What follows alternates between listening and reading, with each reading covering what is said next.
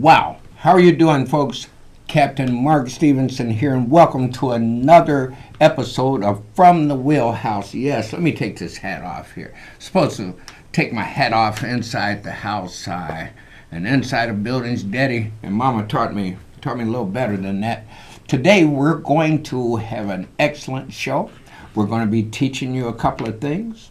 We're going to be showing you about the issues of becoming a captain. I'm so glad that you joined me. I'm Captain Mark Stevenson, and this episode of the Wheelhouse is our next to last for this season. So I want you to grab a pen and paper. We're going to give you some vital information, and I want to make sure that you are going to be able to reach us. So we're going to give you contact information. But meanwhile, this is a live call-in interactive television show.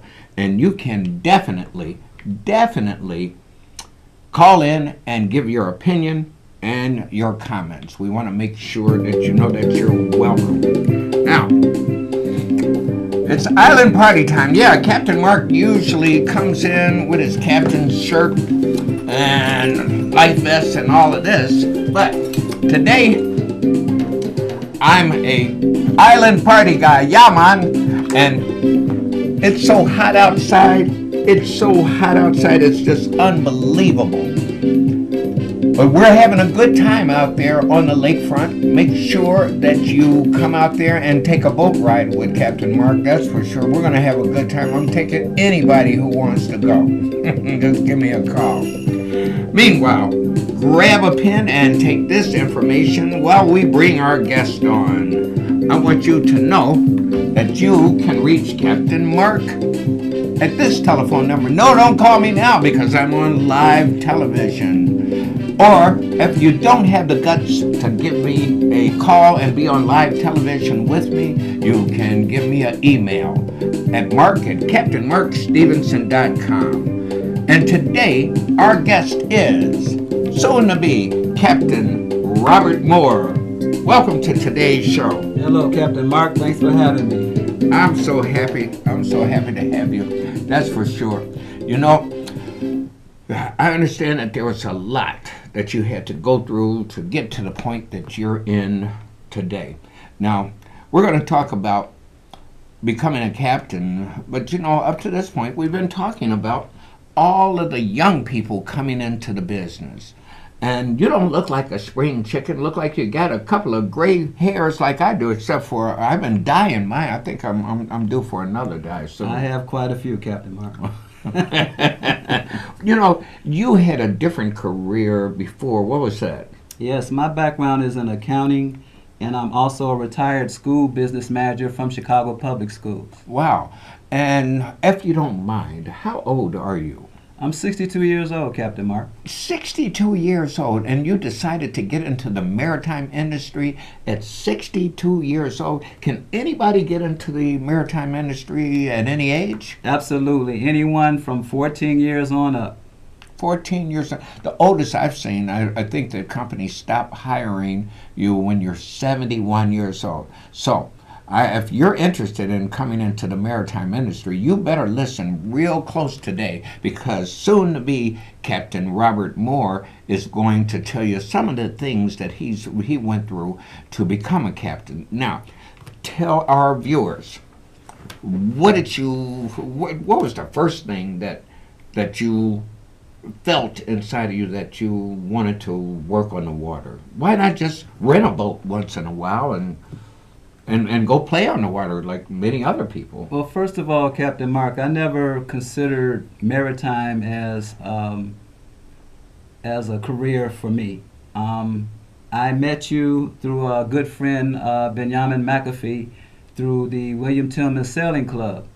Once we developed the William Tillman Sailing Club, I discovered other avenues through you, Captain Mark, and I became a crew member. I was interested in being on the water. I've always been interested in sailing, and I decided to get my captain's license. Well, how did you know that, for example, when I invited you to come with me on some of my yacht deliveries, how did you know that I wasn't just being lazy, because I do remember as soon as we got out the harbor, I said, "Okay, take the wheel." Oh, I understand that the best way to train someone is hands-on, and I appreciate what you did, and I like your method of teaching. Well, you are a very fast learner, and we have some viewers out there that are bumps on the log. They're just sitting at home wondering what to do, and they see these boats on occasion on Lake Michigan. Do they have a chance to work on the lake and make some money to add to their retirement income as well? Absolutely, Captain. Almost any field that you are currently in, you have the opportunity in the maritime industry.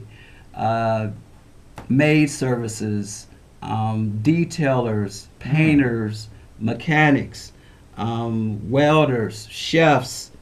Almost any career that you could possibly think of is available in the maritime industry. Wow, that's also includes accounting. Absolutely. Somebody, You have to keep records. someone has to keep up with the records. That's absolutely right. So everyone may not be cut out to be a captain. Some people may just want to learn how to be a bartender, or maybe just be a deckhand. And some people just want to be on the water and enjoy the water. Is that right? Yes, and this is a good opportunity for you to be on the water, enjoy the water while you're getting paid. Well, just this morning, I was out on the lakefront, and as soon as this show is over, I'm going to return to the boat, Captain. Oh, excuse me. Did I call you Captain? Yes, you did. Oh, we're going to hold back on that just a tad. I consider this guy one of the best captains that's coming along right now. Thank you. He just doesn't have his license just yet. We're going to talk about the process, because you're just about to get your license. It's almost in the mail. But what were the things that you had to do in order to become a captain? Well, the first thing, Captain Mark, is you have to take a captain's course. Some are extensive, some are 2 months long, some are 5 days long. The ones that are 5 days long cramp 2 months into 5 days. So that's very, very rigorous. You mean in 5 days you can take a class to become a boat captain? That is correct. Wow. And what kind of license do you get to work with? What are you able to do after 5 days? Well, after 5 days, that qualifies you to fill an application out for the United States Coast Guard. The Coast Guard itself issues the captain's license. I see. And you become a merchant mariner.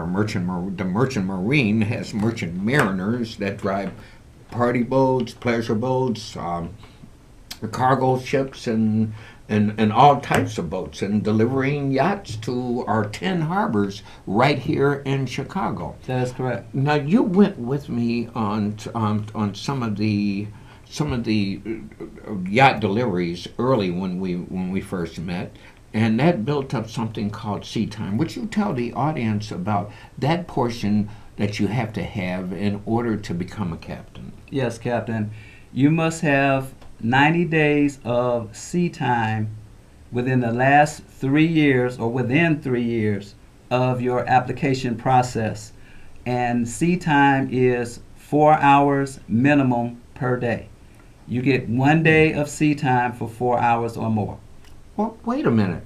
How do I get the 90 days of sea time if I don't know anybody in the business, or I don't know how to get sea time? Where do I get my sea time from? How did you do it? Well, first of all, I was with Island Party Boats for a while. I'm still with Island Party Boats. I get my sea time there as a crew member.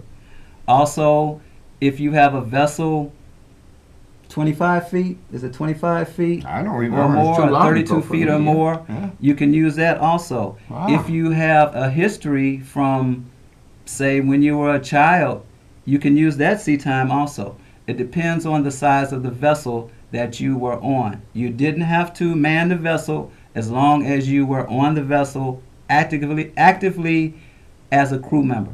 So do you have to do this sea time under a licensed captain?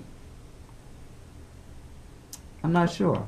Well, otherwise I could probably just go on a boat and sit and say I did my time. I would say yes, because all of my time was under a licensed captain. Yeah, and I think that is the rule because someone has to sign for your seat Oh, time, yes, right? absolutely. Okay. Absolutely. Okay. What are some of the other requirements to become a boat captain? Well, the other requirements are you have to go through a drug screening. You have to get something called a TWIC card, Transportation Workers Identification Credentials. Well, wait a minute. Let's take a step back first. The drug screening. What is that about? It's something called a drug consortium. Yes, drug consortium. What do they do? They take an application from you. Of course, there's a fee for everything that you do to obtain your captain's How license. much was that fee? That was $100. Okay. And what did they do besides take your money? Well, they send you a form and you go to a clinic and you give them a urine sample and they submit it to the United States Coast Guard. I see.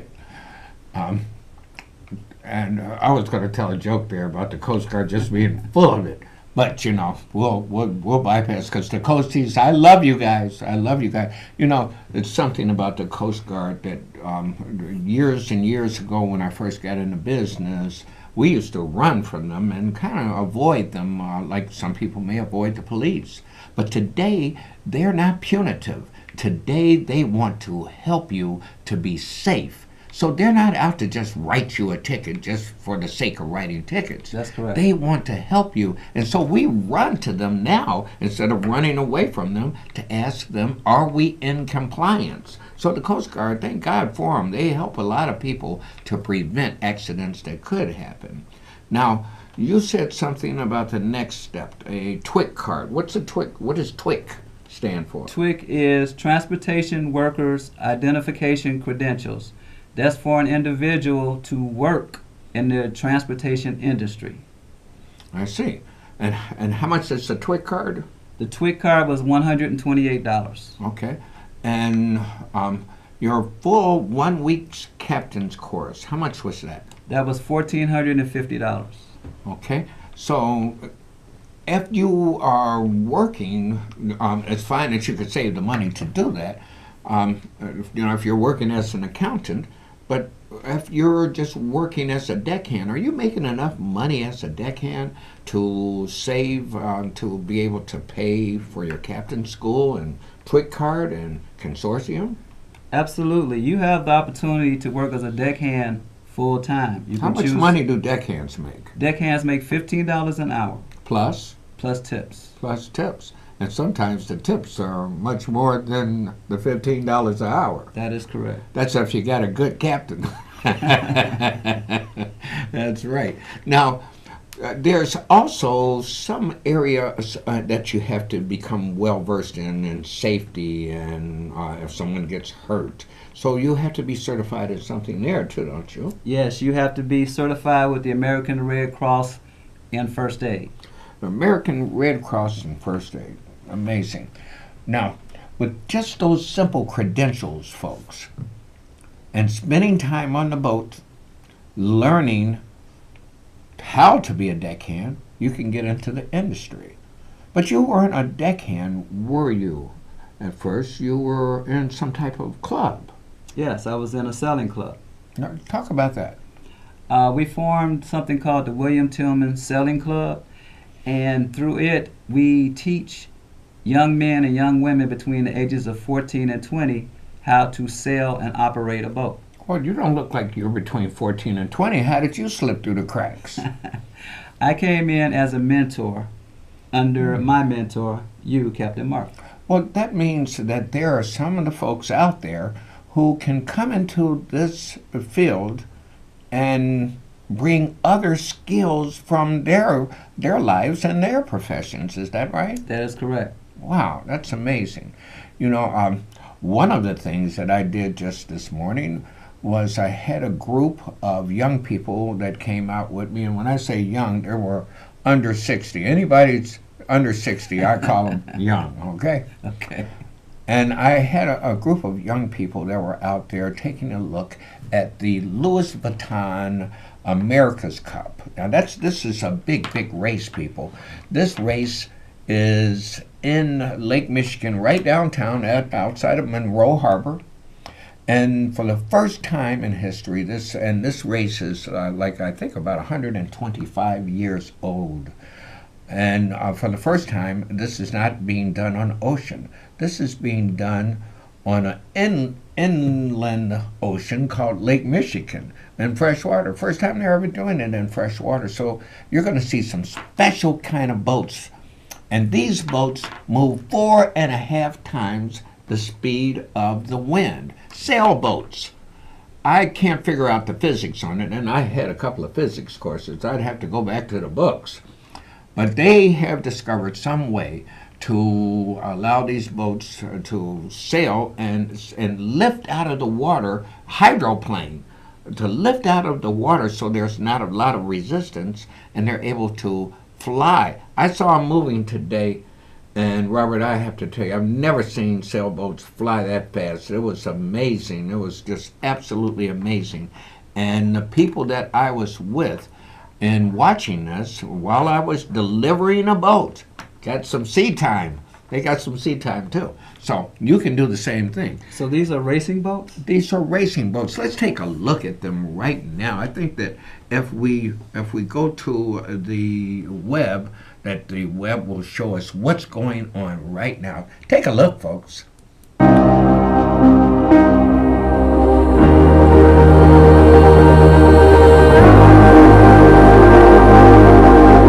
Michigan, our front yard. We don't have mountains. We don't have deserts. We have 18 miles of freshwater playground. Every drop of water, every gust of wind creates one epic lawn.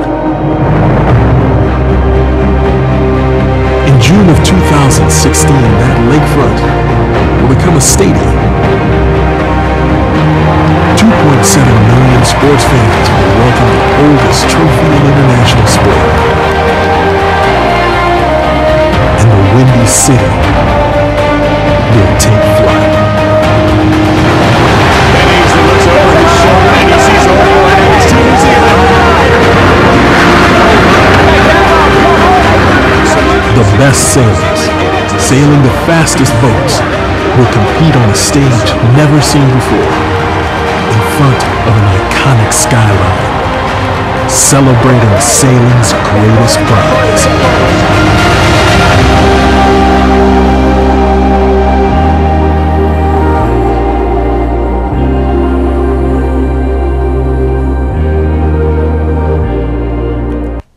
So, you were out there with me yesterday. We were doing a trip, taking a group of people, having a great time, and Team Oracle, one of the racing teams, came up to us, and they were in their boat, and their what's called a committee boat. It was a power boat, and they were taking a look. They were curious at looking at us as a party boat, a double-decker pontoon party boat. And we were curious looking at them, because these are folks from the ocean and we're from the fresh water. So we kind of look at each other a little strangely. But folks, I can tell you this. Use public transportation. I've never seen downtown crowded like it is today. I brought my bicycle and had to walk it. That's how crowded the sidewalks were. So I want you to know that you can come down and take a look at these beautiful sailboats and see them lift out the water like you just did in the video, and take a look and just dream. See, it all starts with a dream. Did you have a dream to get into this business? I never had a dream to get into the business, but I did have a dream of selling. Yes, I did. Did you? And that's been fulfilled. Wow, that is. What's the difference between working a sailboat and working a powerboat? Oh, it's much different. You depend on the wind, basically, for sailing, and a powerboat, you have a motor and an engine, and it'll take you wherever you want to go. Do you feel that the sailboat gives you more or less control? The sailboat gives you more control, and you have peace of mind. Wow. Well, you know, I can tell you that's some amazing, amazing stuff. That's for sure. Folks, if you've just joined us, we only have a few minutes left. You're welcome to call in, ask a question if you wish. Seated next to me is Robert Moore. He's soon to be Captain Robert Moore. And he's just finished C School, captain's classes and all, and he's ready to go. He's going to be one of the safest and one of the best. I'm very proud of this student here. Thank you. I believe that you're going to be better than me. I don't know if I find that hard to believe. I don't know. I can talk a good game, but I've watched your hand. I watched your hand at the wheel, and you got a very good hand at the wheel. I'm very, very happy to have worked with you. The only thing is, now I have another competitor. You know, another competitor right here. He's going to be taking some of the business. You know, you were showing me, for example, I've always had trouble with knots, and I've always depended on this knot called a bowline, and I want you to show us how to tie this bowline. I'm going to ask you to do it right here. We're going to take a look here at your hands tying this knot, and I want you to explain what you're doing. The most important knot in all of boating is the bowline. Okay, the first thing you do is you lay it in your hand, you twist it over like this, and they say you call this the rabbit. The rabbit comes out of the hole, runs around the tree, and then goes back in the hole, and you pull it tightly, and once you pull it tightly, it won't move. And this loop is usually big enough for someone to put around their waist, so this is a life-saving knot. And I tell you, the first time I did it, a guy showed me, pushed me off the boat, and I tied it around me, but I tied a slip knot. And when he pulled the line, the loop got smaller and smaller and squeezed my chest. Oh my goodness. I had to relearn how to tie the bowline. This is a very important one. Folks, I want you to know that you can come into the maritime industry. There's a lot of great paying jobs. We just don't have enough people in the business. In particular, we don't have enough people that are from the groups that we're trying to serve. Those who are economically challenged. Those people that are tired of working for minimum wage. I couldn't imagine $8, $9, $10 an hour. Even now, it sends chills up my spine to know how many great opportunities that you have at this, and how many great things that you can actually do with this. Well, I have to tell you, there's so many things that we could talk about, and the time just flies by on us. It just flies by so quickly. Tell me this. What are the things that you really want to do now that you're going to become Captain Robert Moore? Well, as of right now, as soon as I get my captain's license, I would like to continue with island party boats, but I'd also like to do some of my own charters and deliveries. And the best thing is I'll be able to choose my own hours, when I want to work and when I don't want to work. You'll also be able to choose your own mate. That is correct. Do you think that some of them out there can be your mate? Absolutely. For real? Absolutely. Well, all you have to do is take that first step. If you really, really want to get into the business, here's how you do it. Make sure that you contact Captain Mark Stevenson at 312-437-2230. That's 312-437-2230. Or just email me at mark@captainmarkstevenson.com. Now, I'm getting ready to head back to the water. Let me gotta grab my vest. I really am going back to the water. I really am. It's something that I have to do. It's something that, for sure, I'm not going to be able to live if I don't live my life on the water. I hope that you are able to share this with many, many more people. Folks, give me a call. Glad that you came with us. We'll see you next week. Take care. Meanwhile, Mama, get the coffee ready. The kid's on his way. All right. Thank you, Rob.